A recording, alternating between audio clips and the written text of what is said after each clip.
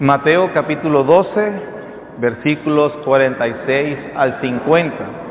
Yo lo leo en voz alta, usted me sigue la lectura con su vista. Dice el Espíritu Santo, mientras él aún hablaba, versículo 46, perdón. Mientras él aún hablaba a la gente, he aquí su madre y sus hermanos estaban afuera y le querían hablar. Y le dijo uno, he aquí tu madre y tus hermanos están afuera y te quieren hablar. Respondiendo él al que le decía esto, dijo, ¿quién es mi madre y quiénes son mis hermanos? Y extendiendo su mano hacia sus discípulos dijo, he aquí mi madre y mis hermanos, porque todo aquel que hace la voluntad de mi Padre que está en los cielos, ese es mi hermano y hermana y madre. Una respuesta un poco extraña viniendo de parte de nuestro Señor, sobre todo cuando se dirige hacia su madre.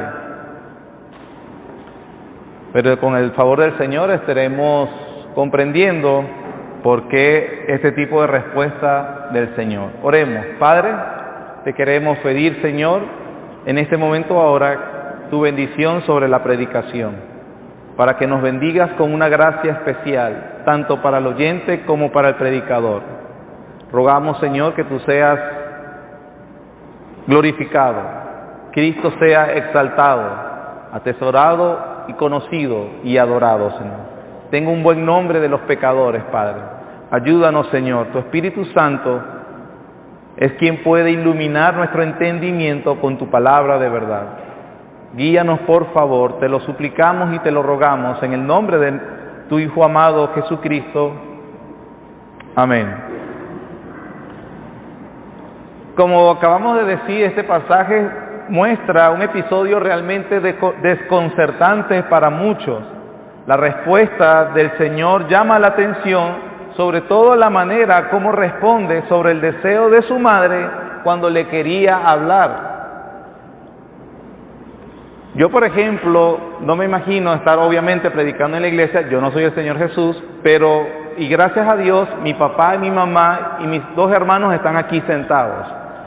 Sin embargo, me imagino que yo estuviera como si pasó hace un tiempo atrás, yo estando en la iglesia predicando, y que de alguna manera viera a mi familia que inusualmente estuviera entre la audiencia, llegar por la puerta o que estuvieran afuera o que alguien me pasara la voz de que mi familia está allí. Yo definitivamente pensaría que hay una emergencia, porque estaría extraño que ellos estuvieran esperándome afuera. Pero si yo estuviera predicando, como ya sí me ha pasado, algunas veces le he pedido a mi mamá, déjame un momentico, atiendo unos hermanos, porque ella realmente sabe que eso es parte de mi trabajo. Si no es una emergencia, yo atiendo a los hermanos, y obviamente después busco qué pasó, por qué me solicitaba, pero no respondería, no me imagino respondiendo, pastor, ¿y está su mamá? Yo, ¿quién es mi mamá? Mi mamá está aquí. Bueno, así no respondió el Señor, pero pareciera entonces algo muy desconcertante responder de esa manera. Este pasaje entonces, o donde vemos este episodio, como el resto del Evangelio, nos enseña, hermanos, que el venir a Jesús es más simple que una confesión de palabras, como es muy reconocido entre la comunidad evangélica, sino que, como se ha dicho, Jesús es el Hijo de Dios encarnado, es el descendiente davídico que vino para inaugurar el reino de Dios, y que Él demanda una lealtad absoluta que no puede ser superada, ni debe tener rival en nuestro corazón. Jesús debe ser todo para las personas o no es nada. Este es el punto. Recordemos en el momento en el que Mateo introduce este episodio. Lo he dicho antes, pero una de las cosas o características del Evangelio de Mateo es que él no colocó los eventos de manera cronológica, sino que compiló una serie de elementos o de episodios de la vida de nuestro Señor Jesús con un propósito en mente, con un tema teológico. Su tema principal es decir que Jesús es el Hijo de David y que entonces el reino de Dios se ha inaugurado y cuál es la respuesta adecuada que las personas le pueden dar a Él. La única respuesta adecuada es venir en arrepentimiento y fe y lealtad absoluta. Absoluta, que ni siquiera los vínculos más cercanos para un ser humano, como pueden ser madre, padre, hijos, esposo o esposa, ni siquiera ese tipo de vínculos debe ser rival a la lealtad, amor y obediencia que se le deben a Jesús. O Él es todo, o es el Rey prometido, o Él no es nada. Esa es la verdad que espera Dios de cada uno de nosotros. Mateo compiló entonces su evangelio en secciones o bloques, si le quiere decir. El primer bloque es del capítulo 1 al capítulo 4, donde se habla de la inauguración de la vida de Jesús y del Rey que entra en su ministerio. Los capítulos 5 al 7 nos hablan del Sermón del Monte. Es el discurso más largo registrado en la Biblia acerca del Señor Jesús. Alguien lo mencionó como que si fuera el plan de gobierno del Rey. En ese sermón tan largo, capítulos 5 al 7 de Mateo, se nos dice cuál es entonces el plan de gobierno del Rey Jesús. Los capítulos 8 y 9 nos hablan, Mateo compila entonces una serie de milagros para también llamar a la gente a que venga y crea en Él. Mateo registró 3 milagros, un llamado a seguir a Jesús. 3 milagros, un llamado a seguir a Jesús. 3 milagros, un llamado a seguir a Jesús. Esto lo hizo en el capítulo 8 y 9. A lo largo del año pasado estuvimos haciendo y hemos visto cada una de esas secciones. El capítulo 10 entonces habla de los mandatos y del Rey, cuando el Señor comienza a decir que los discípulos deben ir y hacer discípulos, anunciar al Rey que ya había llegado. Y estamos entonces en la sección de 11 y 12. Esto que acabamos de leer es la última sección, es el último párrafo de esta sección, capítulos 11 y 12, donde Mateo se ha puesto a decir cuál ha sido la respuesta de las personas ante el Rey Jesús que está presente.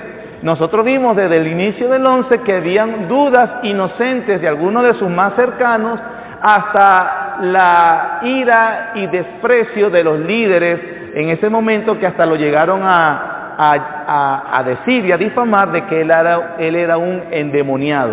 También lo trataron de un juerguista, que era un borracho y un comilón. Lo que hacían era difamarlo. Sin embargo, Mateo está diciendo en esas dos secciones cómo no es la respuesta que se debe dar a Jesús y cómo sí debe ser. Y en este último introduce un aspecto con relación a los vínculos de sangre del Señor Jesucristo.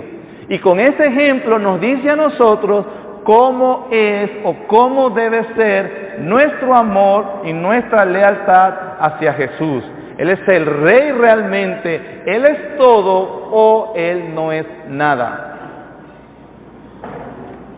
Veamos entonces una primera parte acerca de la familia de Jesús solicitando verlo a Él. Dice de una manera que a veces como no nos pareciera extraño, porque Él responde así. Mientras él aún hablaba, versículo 46, a la gente, he aquí su madre y sus hermanos estaban afuera y le querían hablar. Le dijo uno, he aquí tu madre y tus hermanos están afuera y te quieren hablar. Respondiendo él al que le decía esto, dijo, ¿quién es mi madre y quiénes son mis hermanos? Y extendiendo su mano hacia sus discípulos, dijo, he aquí mi madre y mis hermanos. Aunque aquí Mateo lo hace de una manera muy directa y muy simple, no nos dice cuál es la razón por la que la familia del Señor Jesús lo estaba solicitando. La narración paralela de este episodio la ubicamos en Marcos capítulo 3. Y en el Marcos capítulo 3 sí se nos dice cuál era la razón por la cual la familia estaba solicitando a Jesús. En Marcos capítulo 3 se nos informa que la gente del pueblo se agolpaba y se amontonaba alrededor de Jesús para tener contacto con Él. Y esa solicitud de toda la población o de tantas multitudes alrededor del Señor Jesús era tan intensa de manera que al Señor Jesús ni a sus discípulos le daba tiempo para comer. Así era la solicitud y así era el trabajo diario que había para el Señor, que ni siquiera lo dejaban comer. Ahora, hermanos, Esto también es un aspecto importante de lo egocéntrico que son las personas. Las personas que están tan absortas en sí mismas, que quieren que se les solucionen sus problemas, porque obviamente lo ve como el problema más grande del mundo, pero que no les interesa para nada si el otro ha podido por lo menos solucionar lo más básico. Ellos estaban realmente muy interesados en tener contacto con Jesús, pero el Evangelio o los Evangelios nos muestran que ese interés no era por el Evangelio que él predicaba. Ellos estaban interesados principalmente en los beneficios que adquirían de la persona de Jesús. Por supuesto, ellos querían ser sanados, ellos querían ser a las familiares con demonios que se le quitaran los demonios, ellos inclusive querían comida, porque en una ocasión el Señor inclusive llegó a alimentarlos gratis, y todas esas cosas. La gente se agolpaba, se amontonaba, dice Marcos, para solicitar a Jesús, pero realmente ellos no querían tanto a Jesús. Las personas egocéntricas, como lo eran estas multitudes, estaban tan absortos en sí mismos que no se preocupaban por lo importunos que eran. Pero peor aún, hermanos, estaban tan absortos en sus problemas que ellos no comprendieron realmente cuál era el más grande y el mayor de sus problemas, que era el que Jesús precisamente había venido a resolver y a solucionar, el problema de sus pecados y cómo podían ser justificados delante de Dios. Pero eso es típico de las personas que van a consejería. En el fondo hay una desviación o un desconocimiento de cuál es verdaderamente el problema más profundo que tienen los seres humanos y al mismo tiempo de cuál es la solución, un desconocimiento del Evangelio y de su poder. Marcos también nos informa que en medio de esa situación donde no les importaba lo importuno que eran, dice que apareció su familia, que es lo que estamos hablando de Mateo capítulo 12, versículo 46. Marcos nos dice, vinieron los suyos para prenderle. La idea, hermanos, es que vino su familia para arrestarlo, para encerrarlo o para atraparlo. La familia directa del Señor Jesús pensaba que Jesucristo era un lunático. Venían a ponerlo bajo custodia porque temían que se hiciera daño a sí mismo. Dice Marcos en capítulo 3 que ellos estaban afuera, la gente no los dejaba ver a Jesús, lo solicitan, pero recordemos que el ambiente hacia la persona de Jesús está siendo últimamente bastante intenso, sobre todo de parte de los fariseos y de los escribas, y probablemente se estaba corriendo el rumor que estos líderes judíos estaban bastante molestos con Jesús y que de alguna forma estaban planificándolo destruir. Acuérdense que eso lo vimos en Mateo capítulo 12, versículo 14. Entonces ellos veían que había una beligerancia constante con los fariseos. Ya los fariseos estaban corriendo la voz, ese tipo es un lunático o un endemoniado. La familia de Jesús estaba escuchando eso. Probablemente también estaban escuchando que estaban buscando hacerle daño. Es posible que la familia vino a buscar a Jesús para protegerlo de sí mismo, como que, oye, si sigues hablando, predicando y haciendo lo que dice, haciendo las afirmaciones que hace, la gente o estos líderes te van a hacer algo. Mejor vamos a calmarlo para que no te pase nada malo. O también que ellos mismos estaban avergonzados de Jesús, como cuando en una familia hay un miembro que realmente no se porta muy bien y por lo general nosotros estamos otra vez y tenemos que estar justificándolo con los vecinos, con los conocidos, con todo el tiempo, porque ese miembro realmente no está bien. Eso es lo que nos informa Marcos en el capítulo 3 de por qué la familia de Jesús lo estaba solicitando. Y eso nos da una idea también de por qué entonces la respuesta del Señor Jesucristo. Desde la perspectiva entonces de sus familiares, él estaba mal de la cabeza. Jesús entonces aparentemente tenía aires de grandeza para ellos. ¿Cómo crees? Ahora, Él es el Mesías anunciado por los profetas del Antiguo Testamento. Él es el gran descendiente de David que habría de venir y sentarse como rey sobre su trono. No, te pasaste, Jesús. Te pasaste. ¿Cómo te vas a creer esto? Hagamos como ese dicho, un poco el ejercicio, hagamos un poco del ejercicio como ese dicho de hacer el papel de abogado del diablo. Pongámonos en los zapatos de la familia de Jesús, de su madre y de sus hermanos. Bueno, lo de su madre sí nos deja un poco más desconcertados porque ella sabía cómo había sido concebido, pero de sus hermanos. Ellos habían pasado aproximadamente 30 años de vida, de comunión con el Señor Jesús. Ahora, no nos podemos imaginar que el Señor Jesús pasó su niñez, su adolescencia, su juventud, hasta los 30 años, haciendo milagros y demostrando y desplegando quién era Él realmente. No lo podemos imaginar así. Juan nos informa que el principio de señales, esa inauguración también del ministerio público de Jesucristo, fue después del bautizo de Juan el Bautista. Por lo tanto, nosotros tenemos que mirar que los primeros 30 años del Señor Jesucristo fueron bastante comunes, como todo ser humano, con la excepción de que nunca pecó. Pero fue un niño normal, como todo niño, como conocemos que son los niños, probablemente en la edad de 10, 12 años, mostró una sabiduría inusual, eso sí nos lo revela el Evangelio de Lucas, que conocía las Escrituras de una forma que los doctores de la ley se sorprendían, pero también Lucas nos dice, el niño iba creciendo en sabiduría y en conocimiento. Como humano y como desarrollo de cualquier humano, Jesús iba aprendiendo cada cosa. Seguro también, entrando al taller de su papá, el carpintero, comenzó a entender el oficio de carpintería y los vecinos o la gente lo conocía. Por cierto, hay algunos que dicen que la palabra para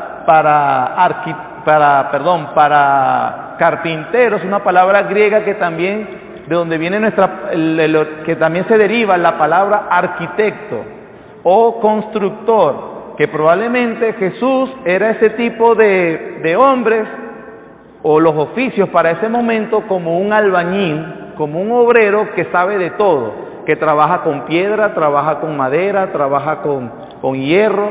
Entonces era probablemente esa persona que sabía construir o que su oficio era de construcción y conocía muy bien cada cosa de lo que se utilizaba a diario para el trabajo.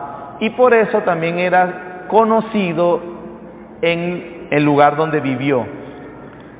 Por eso les digo, pongámonos por un momento en los zapatos de su familia y de repente el que vivía muy normalito, ahora está haciendo un ministerio que está afirmando ser aquel Mesías, el hijo de David, heredero del trono y que gobernaría eternamente. Y allí la familia no creía y peor aún pensaba que estaba fuera de sí, según Marcos capítulo 3.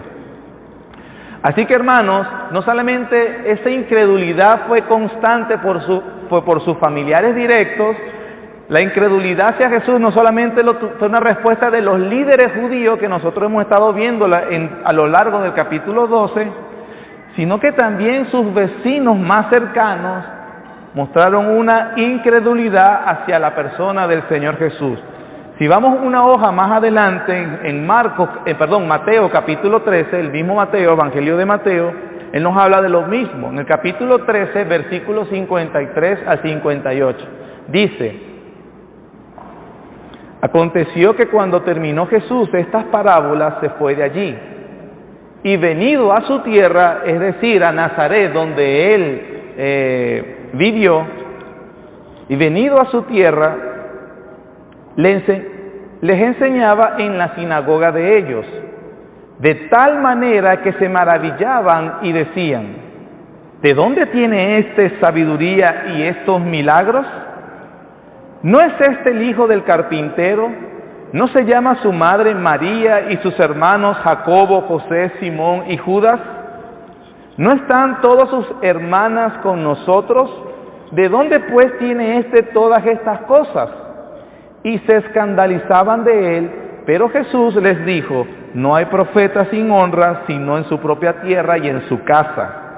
Y no hizo allí muchos milagros a causa de la incredulidad de ellos. El tema de los capítulos 11 y 12 es la respuesta de la incredulidad injustificada. Y aquí entonces vemos un episodio donde la familia misma está incluida y sus vecinos cercanos, quienes lo conocían. Dice el versículo 54 que ellos se maravillaban, quedaban atónitos. La palabra maravillar no era que estaban como contentos, maravillado era que quedaron estupefactos, quedaron atónitos, porque para ellos era imposible que Jesús, el Jesús que ellos conocían, desplegara tal sabiduría. Sobre todo porque él no fue conocido por ser educado en las familias de los escribas y de los fariseos, que eran escuelas donde se enseñaba precisamente la ley de Dios. Él mostraba una sabiduría inusual. El hecho de que mencione que era el hijo del carpintero también habla de que la familia de Jesús era una familia muy modesta. Estudiar bajo estas escuelas rabínicas era muy costoso. Prácticamente los aristócratas eran los que podían recibir una educación formal y de calidad. Por eso ellos están, como Jesús no es conocido por ser partícipe de una de estas escuelas, ellos, ¿cómo es que muestra tanta sabiduría?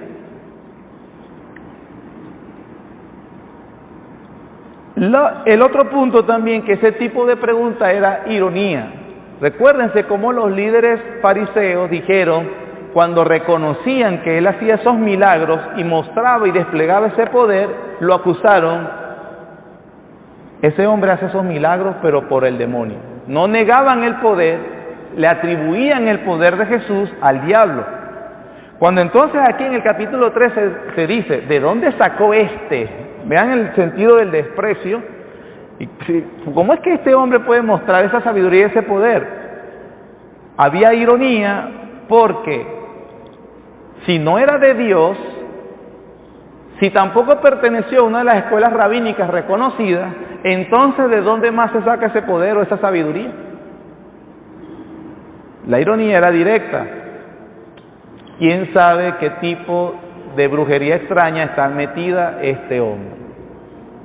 Así que esa fue la incredulidad hacia la persona del Señor Jesús.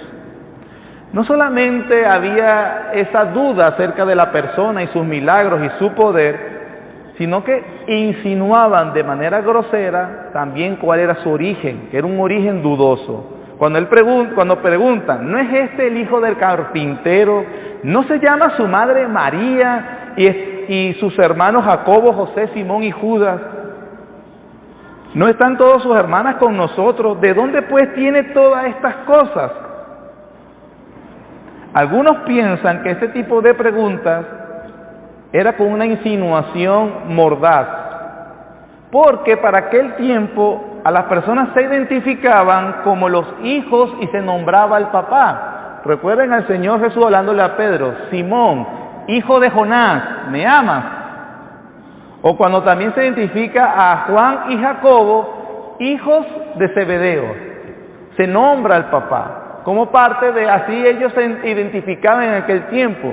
Bueno, de hecho creo que fue a partir del siglo XVI o XVII que se comenzó a colocarle apellido a los nombres, pero antes se identificaba a la gente con solamente su nombre y él era hijo de tal persona. Pero el hecho de que no se nombre al papá del Señor Jesucristo, como no es su papá José, no es Jesús el hijo de José, insinúan de manera mordaz de que nadie sabe quién es el papá de Jesús. Ustedes recordarán que en el Evangelio de Juan, capítulo 8, cuando el Señor les dice a los fariseos que su padre era el diablo, ellos le respondieron de manera grosera: nosotros no somos hijos de fornicación, como que, no sé tú. Es una manera grosera y blasfema de referirse hacia el Señor Jesucristo. Así que cuando le preguntan, ¿no es este el hijo del carpintero y su mamá se llama María? Identifican a la mamá y no al papá, como que nadie sabe quién es el papá de Jesús. Sin embargo, la respuesta de nuestro Señor Jesús es bastante impactante. Lamentablemente, los habitantes de Nazaret, como sus familiares, como el resto de Israel, tuvieron el privilegio de que el Hijo de Dios vivió entre ellos, pero ellos despreciaron ese privilegio. En cuanto a los familiares y sus vecinos más cercanos, hermanos, hay una cosa interesante. La familiaridad que tenían sus hermanos y sus vecinos agravaba la situación de incredulidad en vez de excusarla. Esas personas conocieron a Jesús en todas las etapas de la vida. Sin embargo, como la gran mayoría, ellos eligieron la incredulidad. La incredulidad, como estamos hablando desde hace varias semanas, es injustificable. Los hombres son incrédulos porque deciden serlo. Ellos suprimen la verdad de Dios, la empujan y no quieren reconocer las implicaciones que es Jesús como Señor y el Rey del universo. La incredulidad, hermanos, que estamos hablando entonces, trae como consecuencia no solamente el juicio de Dios, que es una de las cosas que ya hemos visto, sino que también es un obstáculo para recibir los beneficios de gracia del Dios de gracia. La incredulidad obstaculiza que nosotros recibamos los beneficios. ¿Por qué? Por lo que dice el versículo 58. No hizo allí muchos milagros a causa de la incredulidad de ellos. Tengo que aclarar algo, porque seguramente hay gente que dice, ¿ves? La fe es la que activa el poder de Dios. Si no tienes fe, entonces no va a activar el poder de Dios. Hay una forma de maniatar a Dios. Eso es una blasfemia lo que acabo de decir. El texto no está diciendo que la fe es la que activa el poder de Dios. Dios es soberano, poderoso siempre. Y Él hace lo que quiere, hermanos. Él hace lo que quiere. La incredulidad de las personas no disminuye ni medio centímetro la gloria de Dios. ¿Qué nos está diciendo el texto con respecto a que Jesús no hizo muchos milagros allí? No es que no hizo muchos. Porque Jesús mismo limitó su poder por causa de la incredulidad de ellos. ¿Por qué? Porque no tenía sentido seguir haciéndolos. Repito, Jesús mismo decidió limitar su obrar poderoso entre estas personas porque no tenía sentido seguir haciéndolo. ¿Por qué no tenía sentido seguir haciéndolo? Porque ellos no creían. Así se levantara Lázaro, así le expulsara a los demonios, así los sanara, así les demostraba con argumentos, ellos de manera testaruda, obcecada y necia seguían en incredulidad. Una persona escribió, cito, los milagros de Jesús no eran trucos mágicos para probar lo poderoso que Él era, sino más bien señales del reino que mostraban su poder redentor en operación. Sus milagros siempre sanaron, siempre restauraron, siempre liberaron a las personas, revelando de esta manera cómo debemos encontrarlo a Él por medio de la fe, para que nuestras vidas fueran transformadas por Él. Jesús no hacía obras que no fueran redentoras. Termino la cita. Hermanos, el Señor Jesús no hizo trucos o no hizo milagros por hacer milagros. La incredulidad nos roba la bendición de ser recipientes de su gracia porque no tiene sentido recibir ningún beneficio de parte de Dios que no nos lleve a tener con Él una relación por medio de la fe. Repito, no tiene sentido recibir ningún beneficio de parte de Dios que no nos lleve al mismo tiempo ese beneficio a tener con Él una relación por medio de la fe. Esto, hermano, condiciona nuestras oraciones.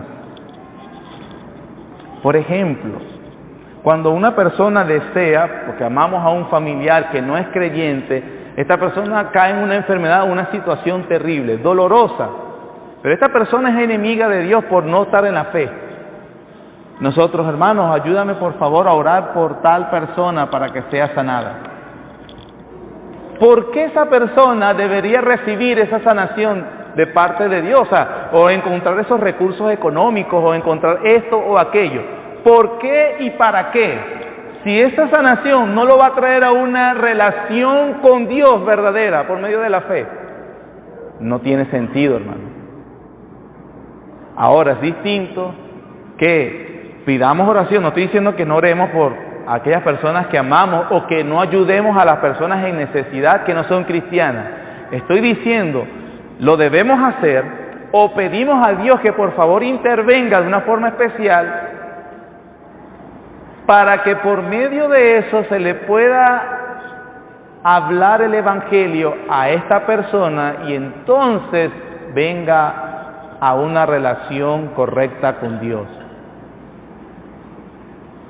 Probablemente muchas veces recibimos un no por respuesta de parte de Dios, porque Dios, que sabe todas las cosas y no nosotros, sabe que ni haciendo eso esta persona vendrá a Él. Por lo tanto, no tiene sentido recibir ningún beneficio de parte de Dios si ese beneficio no nos va a traer a una relación por medio de la fe.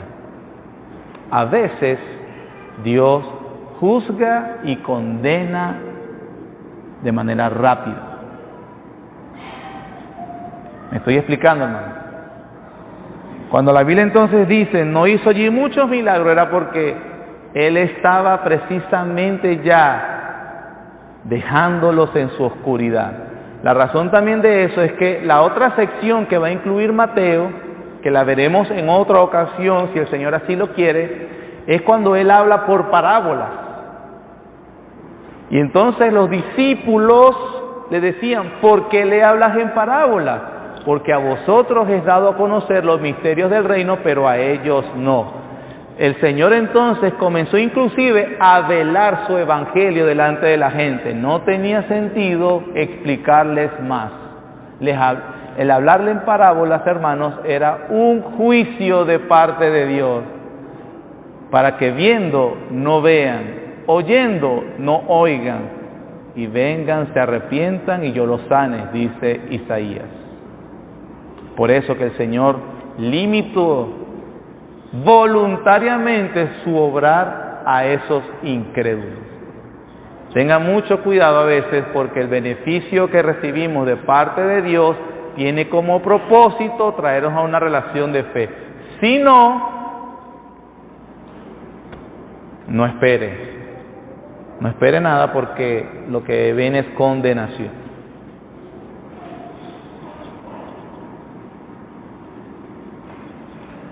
Lamentablemente, la familiaridad genera desprecio. Estamos hablando de los vecinos cercanos de Jesús en Nazaret y estamos hablando de su familia directa, de sus hermanos de sangre y su madre. Lamentablemente, la familiaridad genera desprecio. La familiaridad siempre procura no poner de manifiesto las buenas cualidades de quien nos es familiar, sino todo lo contrario, exaltar los aspectos menos elevados. Por supuesto, hacia Jesús no se podía exaltar nada negativo. ¿Qué iban a decir? Alguien dijo, es un fenómeno psicológico frecuente que por malevolencia o por envidia se aprecian más las cosas extrañas que las propias. Fácilmente solemos despreciar a los conocidos y familiares y admiramos a los desconocidos y extraños. Por eso pasa mucho con esas celebridades deportivas, políticas los artistas, que son como ídolos para la gente hasta que una esposa, una novia dice, no, pero viví con él. Entonces nosotros apreciamos a los que no nos son familiares. Wow, esta persona es especial, pero a los que sí no son familiares tendemos de una forma quizás inconsciente a despreciarlos. Otro detalle antes de continuar, hermanos. El tema de los hermanos de Jesús. Aquí dice que su madre y sus hermanos vinieron a él. La Iglesia Católica Romana tiene en su campo de teología, o en su teología, tiene un campo que es la Mariología, que es el estudio acerca de la persona de María. Uno de los dogmas que frecuentemente se enseña en este campo es la perpetua virginidad de María. Sin embargo, vemos en este pasaje de Mateo 12 y de Mateo 13 de que Jesús tenía hermanos y hermanas. La explicación que se da es que ellos no son hermanos de sangre, sino que son parientes. Y así como a veces incrédulos nos dicen, hermanito, ven acá, podemos relacionarnos, o un primo.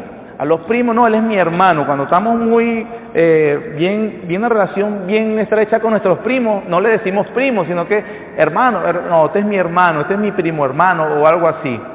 Y entonces ellos explican que esa es la manera en que Mateo habla de ellos. Eran familiares lejanos de Jesús, pero que había como esa cercanía con él. Otros dicen que eran medios hermanos de Jesús por parte de José, que José seguramente tuvo un matrimonio antes de María y tuvo hijos con esa primera esposa, y entonces ahora por eso son hermanos de Jesús, pero medio hermanos. Eso no puede ser porque, primero, la primera de que eran primos o algo, no puede ser porque en griego hay otra palabra para primos. Mateo intencionalmente en 2 ocasiones no la utiliza.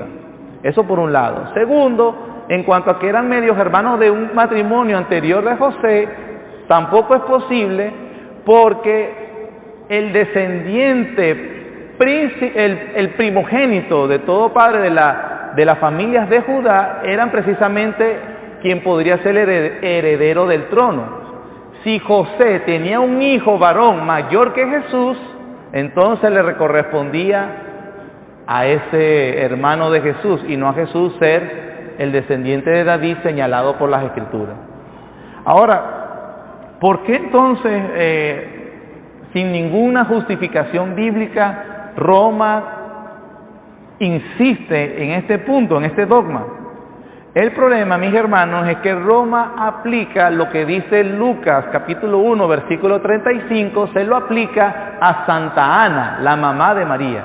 Eso sin ningún fundamento bíblico, porque la Biblia sí dice qué es lo que pasó cuando Jesús fue concebido en el vientre de María. Lucas 1:35 dice, el Espíritu Santo, ahora el ángel Gabriel a María le dice, a la Virgen María, en ese momento era virgen, el Espíritu Santo vendrá sobre ti, a la Virgen María, el poder del Altísimo te cubrirá con su sombra, por lo cual también el santo ser que nacerá será llamado Hijo de Dios.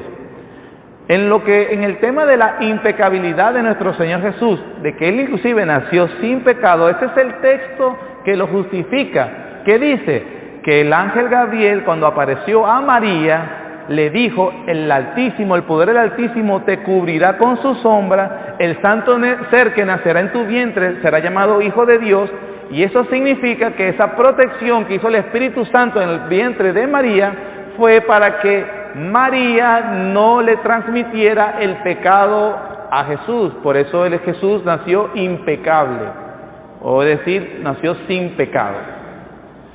¿Qué es lo que hace Roma? Esto que acabamos de explicar, sí lo dice la Biblia, Lucas 1:35, con respecto a Jesús. Roma utiliza este tema y se lo aplica a Santa Ana. El Espíritu Santo vino sobre Santa Ana. Cuando fue concebida María, el Espíritu Santo no permitió que el pecado de Ana se transmitiera a María, y por eso María es sin pecado.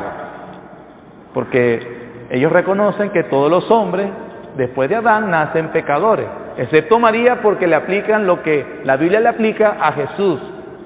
Por eso la Ave María. ¿Saben cuál es la Ave María? Purísima, sin pecado concebido. Pero eso es un dogma de la tradición de la Iglesia de Roma. No está fundamentado en la Biblia.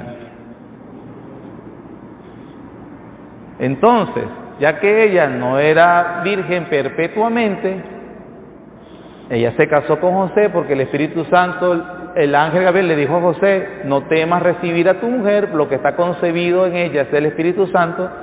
Y dice Mateo que él la conoció, que significa tener intimidad como matrimonio, después de haber dado a su hijo primogénito a Jesús. De todas formas, lo que yo estoy diciendo, por si usted pertenece a la religión católica romana, no va en detrimento de la dignidad de María, ya que tener hijos con su esposo no es pecado. No es pecado. Entonces, yo no estoy diciendo algo que atente contra la dignidad de María. Seguro, debemos reconocerlo, de que ella tuvo un papel en la encarnación del Hijo de Dios en la tierra. María seguramente era una mujer piadosa. Más, algunos dicen que cuando concibió a Jesús tenía aproximadamente entre 15 a 17 años. Era una mujer, una joven piadosa, pero no inmaculada o sin pecado, y mucho menos para darle adoración. Y ahí, hermanos, se cae todo el tema de la mariología. Algunas aplicaciones antes de terminar. Bueno, de esta parte, después voy a decir la segunda parte. Algunas aplicaciones, hermanos. Hemos visto que la familia, sus hermanos de sangre, no creían en él. Juan 7:5 dice que tampoco creen en él, sus hermanos. Mateo 13 nos dice que no creen en él. Marcos capítulo 3 nos dice que lo vinieron a buscar porque creían que estaba loco. Algunas aplicaciones importantes para nosotros se pueden destacar de aquí. Este episodio, hermanos, con los hermanos de sangre del Señor Jesús debe ser muy consolador para cada uno de nosotros. El Señor Jesús entiende perfectamente cuando las personas más cercanas a nosotros no comprenden nuestro caminar en Cristo. Él sabe entonces, hermanos, que es sentirse cuestionado por tu propia familia. El Señor te entiende perfectamente, no solo porque Él es Dios y sabe todas las cosas, sino porque Él lo experimentó como hombre. Así, hermanos, que si tu familia te ve como un bicho raro, recuerda que eso venía incluido en el paquete de salvación que por gracia recibiste. No debe desalentarnos, debe dolernos que nuestros seres amados, ya sea hijos, padres, madres, hermanos, esposas, esposos, cuestionen nuestra fe y cuestionen nuestra fidelidad a Dios. Pero este pasaje nos ayuda a entender que los mismos hermanos de sangre de Jesucristo creían que estaba loco. ¿Qué va a creer la gente de nosotros, hermanos? No debe desanimarnos, es muy consolador. Segundo, se nos recuerda que la mayor lealtad de nuestra vida es Cristo, hermanos, y nuestra fidelidad a Dios. Por lo que hemos visto en todos estos minutos, la familia de Jesús vino con la intención de disuadirlo de su propósito, de disuadirlo de obedecer a Dios, que era lo que él había venido a hacer. ¿Y qué hizo Jesucristo? Ay, habló mamá. No, hermano. No fue que él la despreció o despreció a su familia, o no está diciendo que debamos despreciar intencionalmente a nuestra familia. Está diciendo que hay que colocarlas en un lugar correcto. Y ese lugar correcto significa que Dios es el único digno de toda nuestra lealtad, no la familia. Tu madre y tus hermanos están afuera y te quieren hablar, pero ya entendemos por qué. Y Jesús dijo, ¿quién es mi hermano y quién es mi hermana? Los que están aquí. Ese fue el Señor Jesucristo, hermano. El Señor perfecto. El vínculo más cercano en este caso, que podía ser de una madre piadosa, por cierto, no puede ser obstáculo para nuestra fidelidad a Dios. No lo puede ser. Ya el Señor Mateo lo había dicho, Mateo 10:34 dice, no penséis que he venido para traer paz a la tierra, no he venido para traer paz sino espada, porque he venido para poner en disensión al hombre contra su padre, a la hija contra su madre y a la nuera contra su suegra. Y los enemigos del hombre serán los de su casa. El que ama padre o madre más que a mí, no es digno de mí. El que ama a hijo o hija más que a mí, no es digno de mí. Y el que no toma su cruz y sigue en pos de mí, no es digno de mí. El que haya su vida la perderá, y el que pierda su vida por causa de mí, la hallará.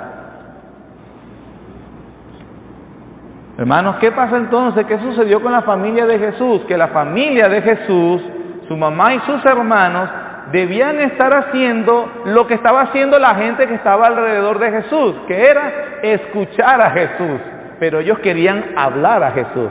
No, lo siento, escúchenme, le está diciendo el Señor Jesús, les toca escucharme a mí, no yo a ustedes.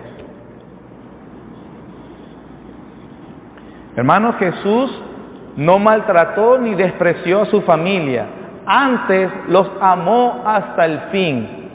En la cruz, en la agonía de la cruz, se preocupó por el futuro de su mamá y le pidió a Juan, su discípulo, tómala y recíbela como si fuera tu madre.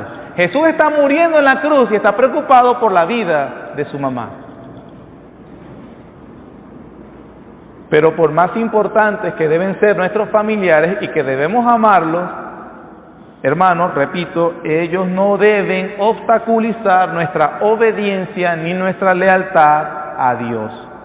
El Nuevo Testamento nos instruye, primero, por lo menos, que los cristianos no deben abandonar a su cónyuge incrédulo, 1 Corintios 7, a menos que el incrédulo se quiera separar. En 1 Timoteo 5:8, Pablo le dijo a Timoteo, mira, Timoteo, en la iglesia, el que no provea para los suyos es peor que un incrédulo. ¿Hay algo peor que un incrédulo? Sí, alguien que no vele por su familia. Así que la Biblia nos enseña a que debemos velar y amar a nuestros familiares, hasta el punto que ellos quieran obstaculizar nuestra lealtad a Jesucristo. Para terminar este punto no es una nota positiva. Por más injustificada y fuerte que sea una incredulidad, como lo acabamos de ver en todos estos episodios, hasta en sus propios familiares, Dios puede cambiar el corazón de los hombres y traerlos a la fe. Así que si tú piensas ahorita en alguien que obstinadamente rechaza el Evangelio, querido hermano, querida hermana, ten esperanza que Dios puede cambiarlo a él también. Porque esa incredulidad que se manifestó hacia Jesús, Dios la cambió. Hechos capítulo 1.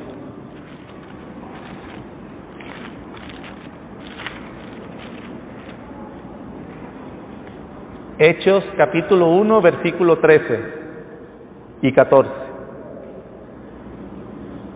Y entrados, subieron al aposento alto, donde moraban Pedro y Jacobo, Juan, Andrés, Felipe, Tomás, Bartolomé, Mateo, Jacobo, hijo de Alfeo, Simón el celote y Judas, hermano de Jacobo. Todos estos perseveraban unánimes en oración y ruego con las mujeres. ¿Y con quién? María, la madre de Jesús. ¿Y quién más? Y los hermanos.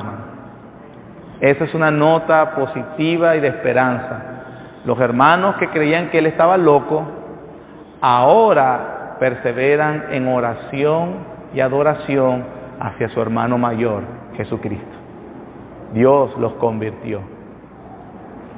Pero no solamente el testimonio de Lucas, escribiendo Hechos. Carta en el Nuevo Testamento de Santiago. Recuerden cuando el pastor David dio una serie, Santiago es hermano de sangre del Señor Jesucristo. No es el apóstol, es el hermano de sangre del Señor Jesucristo. ¿Y cómo dice el versículo 1 del capítulo 1? Santiago, siervo de Dios y de quién? Así como Pablo dijo, porque si conocimos a Cristo según la carne, ya no lo conocemos así. Es decir, ya esa gloria ya no está velada. Santiago no dice ahora a presentarse, bueno, saben que yo conozco a Jesús de toda la vida, más que ustedes. No, y no dice Jesús así, bueno, Chuito, Jesucito, mi hermanito. Santiago dice, Santiago, siervo de Dios y siervo del Señor Jesucristo. Ese es el que por un lado creía que Jesús estaba loco, ¿no? Ahora es un siervo de Él. Gloria a Dios. Y el Señor lo usó para que escribiera una carta del Nuevo Testamento. Misericordia y gracia sin igual. Amén. Pero hay otro hermano también en el Nuevo Testamento que escribió una carta, si no lo sabía. Judas. Está justo antes de Apocalipsis. Este Judas también es un Judas hermano de sangre del Señor Jesús. Para que no sepa, el nombre Judas tiene una connotación negativa por el traidor. Judas Iscariote, significa de Queriot o del pueblo de Queriot. Pero Judas significa, si no me equivoco ahorita, Jehová es rey o Jehová es el Señor. Eso significa ese nombre. Por eso es tan común en el siglo I. Es más, en todo el Nuevo Testamento hay 6 Judas diferentes. Y por eso un hermano de Jesús de sangre se llama Judas. Claro, por la historia de la traición, ese nombre ya tiene una connotación negativa. No te vaya a poner, voy a tener un hijo y le voy a llamar Judas. Ya va a ser bastante desagradable, va a ser un mal a ese pobre muchacho, no lo haga. Pero Judas es hermano de sangre del Señor Jesús, y en el versículo 1 de su carta, como dice, Judas, que dice, siervo de Jesucristo y hermano de Jacobo, que es Santiago. Acuérdense que Santiago también es a los llamados santificados de Dios y guardados en Jesucristo. Judas se recuerda su linaje de sangre de Jacobo, de sus otros hermanos, que era un líder. Jacobo es el mismo ese Jacobo Santiago es el mismo de Hechos 15, que llegó a ser un líder principal de la iglesia de Jerusalén, donde se congregaban los apóstoles. Ahí estaba liderizando el hermano del Señor Jesucristo. Pero Judas dice, hermano de Jacobo, pero de Jesús, ¿también eres hermano? No, yo soy el siervo de Jesús. Hermanos, la gracia poderosa de nuestro Dios, convirtiendo el corazón más incrédulo. Así que ten esperanza. ¿Cuál es tu lugar con tu familia o tus amigos más cercanos que no son creyentes? Predícales el Evangelio. Ámalos. Ten paciencia. Esfuérzate lo más que puedas. En la gracia del Señor, en algún momento, si así Él lo quiere, serán iluminados. Pero si quieren obstaculizar tu obediencia, ¿quién es mi hermano y quién es mi hermana? Ahora sí, versículo de capítulo 12, versículo 50. Versículo 49. Extendiendo su mano hacia sus discípulos, dijo, he aquí mi madre y mis hermanos, porque todo aquel que hace la voluntad de mi Padre que está en los cielos, ese es mi hermano y hermana y madre. El Señor, hermanos, aprovecha la oportunidad para enseñarnos una gran verdad. Y es que Él vino a construir una nueva familia, la familia de la fe, compuesta por personas que han sido rescatadas del reino de pecado, donde yo estaba sentado en el trono, para que ahora estas personas que antes odiaban a Jesús, vengan al reino de su amado Hijo y encuentren gozo y deleite en hacer la voluntad de Dios. ¿Cuál es la señal que en este texto nos enseña, que muestra que sí somos creyentes? Son aquellos que encuentran gozo y deleite en hacer la voluntad de Dios. La voluntad de Dios para sus hijos, para aquellos que han creído el Evangelio, no es una camisa de fuerza que se nos impuso y que, yo quiero hacer aquello, pero la religión no me lo deja. Yo quiero hacer aquello, no me dejan. Yo quiero hacer aquello y no. Esa persona que está así realmente no es creyente, no entiende el Evangelio. El Evangelio es aquellos que han sido rescatados, han venido por fe y arrepentimiento a Jesús y ahora encuentran gozo y deleite en hacer la voluntad de Dios. Gozo y deleite.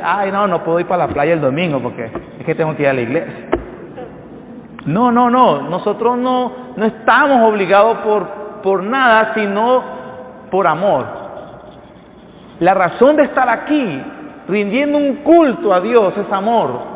Todos los sacrificios que se puedan hacer por Dios, por Jesús, no es ni siquiera para recibir perdón, porque Él nos los dio por gracia. No es por ganarnos algo, recomendarnos delante de Dios, no, es puramente por gracia. El hijo de familia no obedece para ser miembro de la familia, no, el hijo de familia obedece porque ya es miembro de la familia, o aprecia a la familia por eso.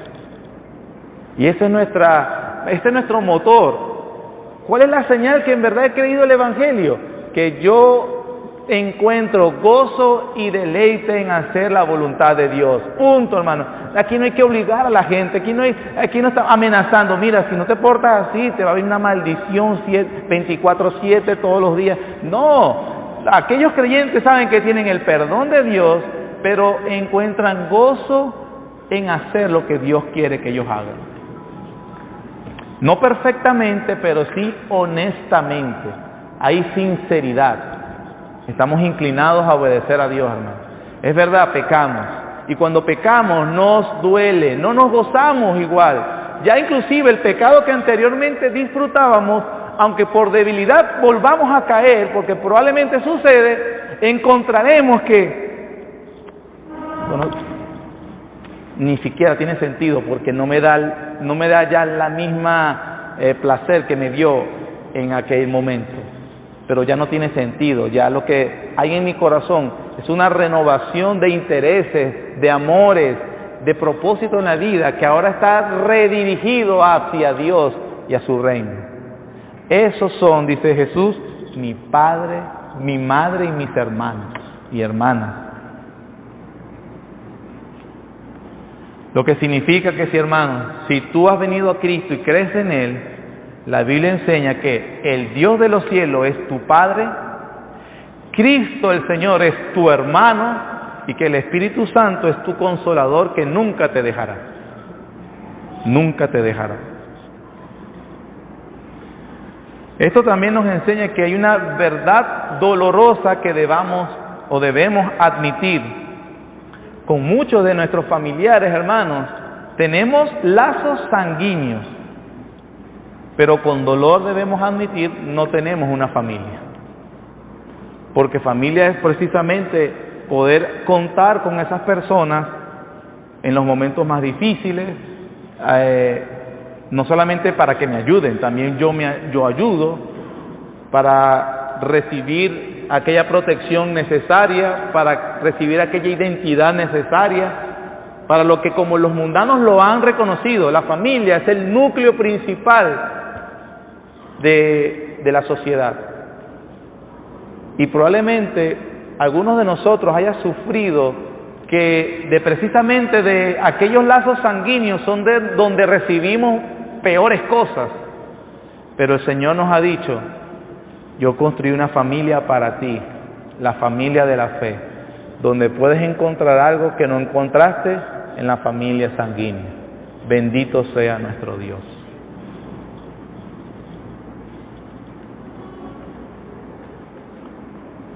Esa familia, hermanos, es el cuerpo de Cristo, la iglesia. Cuando alguien dice, a mí no me gusta la iglesia, yo amo a Dios pero no amo la iglesia, es una contradicción de términos. Es un absurdo lo que está diciendo. Y si dice que es pastor y si dice que va a una iglesia, mire, corra de allí. Esa persona no sabe lo que está diciendo. Está diciendo estupideces. Porque ¿qué dice Cristo de la iglesia? Que Él la amó tanto que Él dio su vida por ella. Usted no puede despreciar lo que Cristo más ama. Y Cristo acaba de decirle a sus familiares de sangre, ¿quién es mi madre y quién es mis hermanos? Estos que están aquí, los que hacen la voluntad de mi Padre. Eso indica que Cristo Jesús tuvo una preferencia y una prioridad, la familia de la fe para Él, quienes lo obedecían y lo honraban. Eso indica, hermano, que como hemos dicho, debemos amar a nuestros familiares. La Biblia dice que debemos amar al cuerpo de Cristo. No amar al cuerpo de Cristo es desobedecerlo a Él. Dice Gálatas 6, 9 al 10. No nos cansemos pues de hacer el bien, porque a su tiempo segaremos si no desmayamos. Así que, según tengamos oportunidad, hagamos bien a todos, mayormente a los de la familia de la fe. Hermanos, una de las cosas que también demuestra que amamos a Jesús verdaderamente y que hemos venido y que hemos sido rescatados por el Evangelio es esa preferencia que tenemos por nuestros hermanos en Cristo. Los amamos, nos afiliamos con ellos. Vamos a finalizar, hermanos, con una oración. Y después de las ofrendas vamos a precisamente a reconocer a un grupo de hermanos que hoy será parte de la membresía de la Iglesia Bautista Reformada de Barquisimeto. Gracias, Señor, te damos por tu bondad y misericordia. Gracias por enseñarnos tu palabra. Oh Dios, tu Espíritu Santo selle lo que nos quieres enseñar, el propósito que tenía en nuestros corazones, de tal forma que te alabemos, te glorifiquemos verdaderamente. Gracias, Señor, por tu bondad. Ayúdanos a que nuestra lealtad máxima sea a ti y a más nada. Pero danos también de tu amor para amar a aquellos que están cercanos a nosotros y mostrarle tu evangelio. Oh Señor, danos la sabiduría para percibir correctamente cuando alguien se está obstaculizando nuestro obedecer a ti y no permitirlo. Y también, Señor, amarte más que todas las cosas. Ayúdanos también a tener esa inclinación por nuestros hermanos, nuestras hermanas que nos has dado en la familia de la fe. Gracias, Señor, porque si muchos pudieran ser víctimas de no tener el propósito por la cual diste la familia sanguínea, Señor, tú nos has suplido a través de nuestro hermano mayor, Cristo Jesús, y nuestros hermanos en la fe, aquellos que han creído en ti. Gracias, Padre, por tantas bondades. En el nombre de Cristo Jesús. Amén.